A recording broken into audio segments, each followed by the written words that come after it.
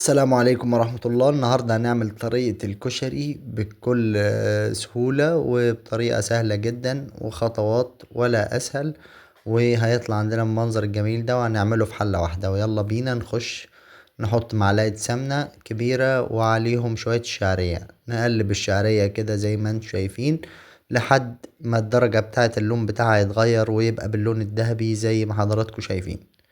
وننزل عندنا بشوية رز صغيرين برضو نفس الكلام، ولازم الرز هنا يسخن كويس جدا مع الشعرية. نديهم تقلبتين لحد ما الرز يسخن معانا. خطوات سهلة وبسيطة للكشري المصري، وهنعمل كل حاجة بالتفاصيل. تمام. بعد كده على طول ننزل عندنا برضو بشوية المكرونة. عندنا مكرونة صغيرة ومكرونة سباكيتي، نديها برضو تقلبتين كده مع بعض. ننزل عندنا بالمكرونة الاسباجيتي اهو زي ما انتم شايفين.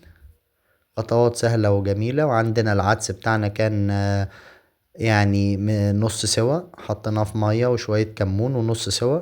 بعد كده هننزل عندنا بشوية مية، نغطي المكونات بتاعتنا كده بالمية زي ما انتم شايفين، وشوية كزبرة صغيرين على شوية كمون وفلفل اسود وملح. نطعم بيهم الرز والمكرونة والعدس والحاجة بتاعتنا كويس، ونديهم تقليبة ونوطي النار خالص ونسيبهم يستووا على مهلهم. ننزل عندنا بقى بصوص الطماطم. عندنا توم مبشور مع قرن شطة، وعندنا هنا حطينا معجون الطماطم بتاعنا اللي هو عصير طماطم مضروب في الخلاط وعليه معلقتين صلصة. هننزل بالبهارات بتاعتنا، مزودين الشطة وملح وكمون وكزبرة فقط لا غير، ونديهم تقليبة كويسة وكوباية مية زي ما انتم شايفين كده. اديناها كوباية مية، واخر حاجة عندنا بعد ما تغلي غلوة نحط شوية خل حلوين. بعد كده هنيجي للبصل بتاعنا وهو معمول بالطريقة دي، دقيق وملح ومدعوكين في بعض وعليهم شوية نشادر او نشا ذرة. نحطهم كده زي ما انتم شايفين في زيت يتحمروا ويطلعوا معانا بالمنظر الجميل ده. منظر ولا اروع للبصل.